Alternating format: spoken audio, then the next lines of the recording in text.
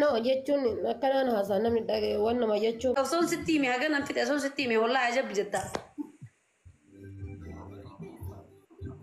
Miliyoona 15 fixee dhufe aan. 15 Miliyoona 15 fixee dhufe aan.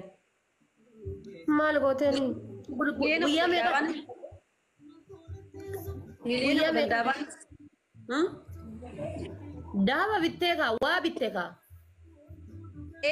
Miliyoona 10 daabaan bitadhee amma gochi dheedhee lubbuun tanteetu waa meeqa bitadhu siin jetti. Bakka maallaqni achi hedduu maallaqa biyya sanitti xiqqishaadha. Biyya keenya tokko jirti hedduu guddaadha.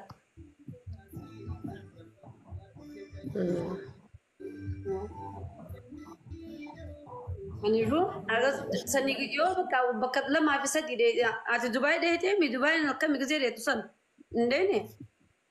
Yaa bareeda garuu oovariidha kan miliyoona 15 jechuun bismillah.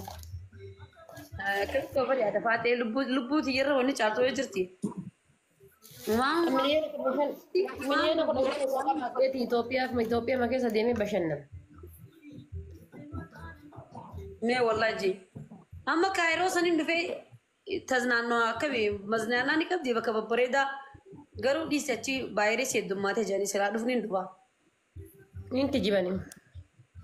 Vaayirasii heddummaatee vaayirasiin bakka namni hundi nama maddii hodheete namni hundi vaayirasii qabaa saniifuu barbaachisuun aan jaalla kun.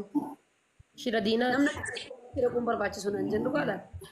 Shira diinaa osoo vaayirasii qabaatanii akkamitti Ameerikaa deeman? Akkamitti Kanaadaa nama galgala nama 10 nama 30 nama 20 feete Kanaadaa? Maaliif namuma san keessaa warra BBCtu jaami namni meeqaan tamaatu shira diinaati BBC'n shira inki jibaa. Mee ati gizee laaltu eega namni hundi HIV qabaate akkamitti deema ganama galgala kun argaa jirta. Yoo xiqqaate Kanaadaa tana guyyaa tokkotti yoo xiqqaate gara nama 100 oliitti deema.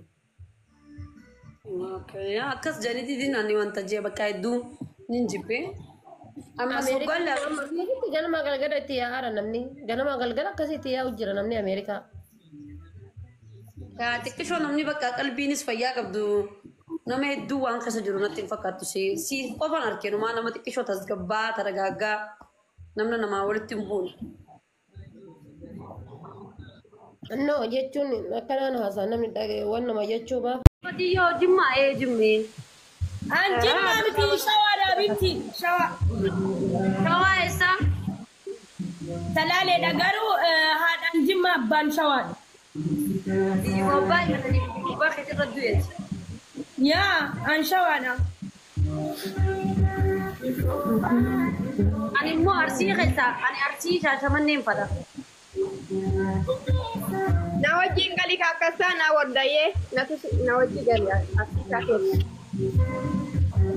ke arsiin shashamanne tuntu daran qabdu dara jettanii daran qaban. Irri maalisa? Shisma rumtee buloo barbaadde wallaggaaf shawaa hirumi garas jira bultiin garas lafa namaa qabatti. Faamilii taaktammaaf hin goone sensila. Adabbina daga jechuudha fatiyyaani. Adabbina daga ciiftan koy. Maal jedhanii haadha baatee maal jedhanii jetti? Shawaa hirumi teen bakka fatii kannanna. An shawaadha abbaadhaan shawaadha.